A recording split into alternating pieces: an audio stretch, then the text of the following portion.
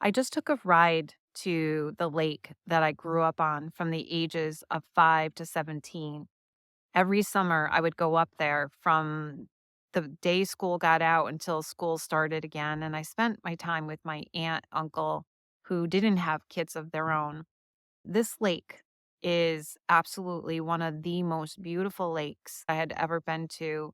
It's so peaceful and still. When I just went back there after not being there for years, I was brought right back to that peacefulness, that quietness, that connection to nature that I remember feeling as a young girl. And one of the things that I do also recognize is, and what made it so special spending every summer there, I was never aware of this until just today.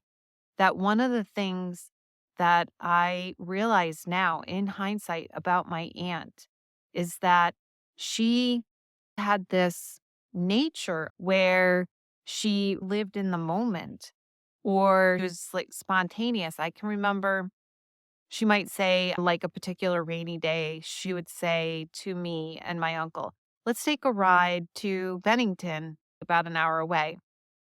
We would hop in the car, drive to Bennington. We would go to the candle factory. We would go to where they made jelly. And just really, I could tell that we were just following the flow. We were just flowing with it. Let's go stop here. Let's have lunch here. She would do other similar things. Like one out of the blue, she would just say, let's go to the drive-ins. I really learned from her how to live. I watched her live in the moment and just be spontaneous. I didn't realize then how much I appreciated that about her. I recognized that when I was reflecting on my time with her and my uncle. It was so easy to be in the moment when you're in such a beautiful place, waking up every morning to a gorgeous sunrise and the lake and the trees. And right now, the color on the trees was absolutely stunning. So it does help when you're in nature like that to just connect and be more present. And I would do different things like swimming in the lake every day, really remembering focusing on my strokes, whether it's one arm in the water at a time or just feeling the water as I would put my face in to breathe, turn my head or blow out into the water, turn my head to the side and breathe in. And all of those things were just really being present and alive. When you're in the present moment, it allows you to be and feel more alive.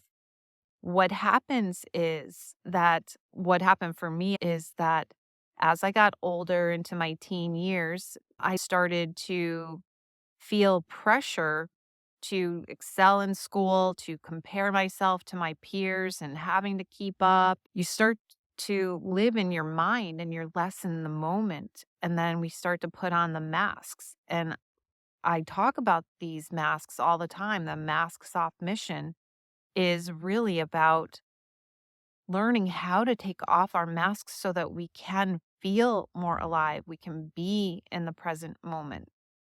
If you're listening to this episode or if you listen to my podcast at all, you undoubtedly wear masks on some level, whether you have it on all the time or just sometimes, whether you are able to still tap into your true self or not.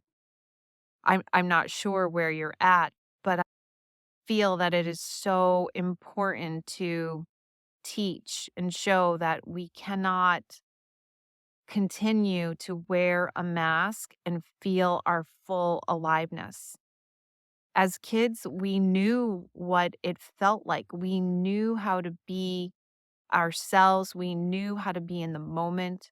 We knew how to connect with nature and connect to ourselves.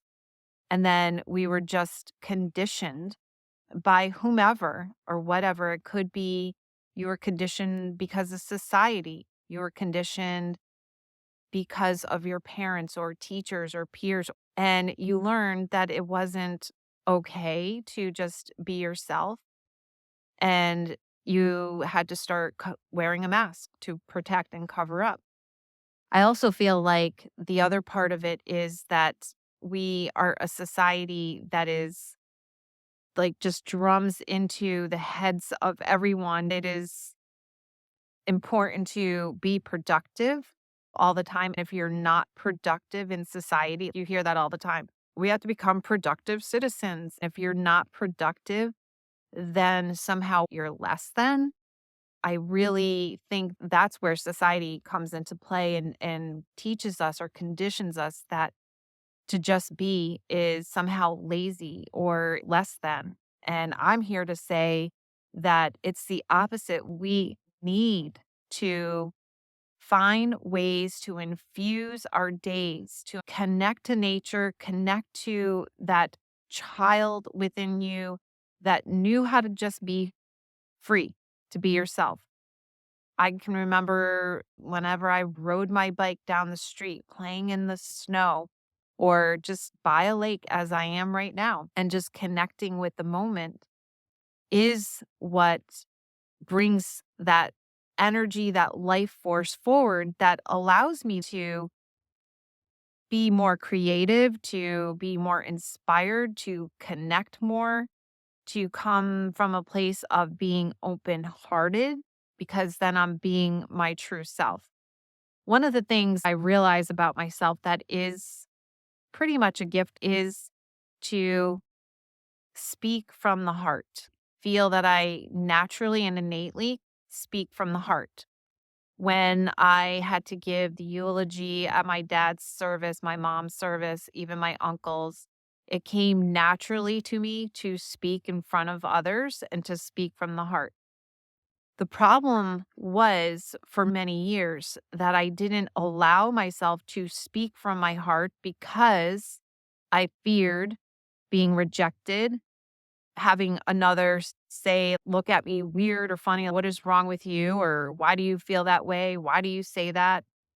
Because I feared it and I hid it behind a mask, I didn't allow many people in my life to really connect with me and to really know who I am. It hasn't been until recently that I've done the healing work where I can now take off my mask and be myself, mainly here on this podcast, in my book, and with many of the people in my life. Now, there are still some people that will be on the outer circle, and I probably won't necessarily share all of my heart with them. And that's okay. We don't have to go around being an open book to everyone. I often say that we have to learn to love with a smart heart, which means that the people that are safe and on your inner circle are the ones that you can then share your true self, your heart with. And I write about this in my book, Free to Be, a pathway to inner liberation. And I talk about how it's important to be smart about where you are being fully open. Speaking of my book, it's coming out very soon on October the 15th. And pre orders are available on October 1st. October 15th is the release date for my book. You can get it on Amazon, and I'll have the link in my show notes. You can go to my website as well, kimgrosscoaching.com, and you will find all the information you need about that. Essentially, what I write about is the importance of taking off our masks, unhooking from patterns that keep us from showing up and being your true self. I encourage you to go back to moments from your childhood where you just felt alive, you felt connected to nature, you were connected to the present moment, and see if you can infuse more of that. As I was coming back from my trip from Hedges Lake, I stopped at one of the ice cream stands my aunt and uncle used to take me to. After 45 years, this ice cream place is still in business and they make homemade ice cream. They had a soft vanilla chocolate twist made of custard, and I cannot even begin to explain how phenomenal and amazing this ice cream was. For the first time in a long time, I didn't just devour the ice cream and eat it mindlessly.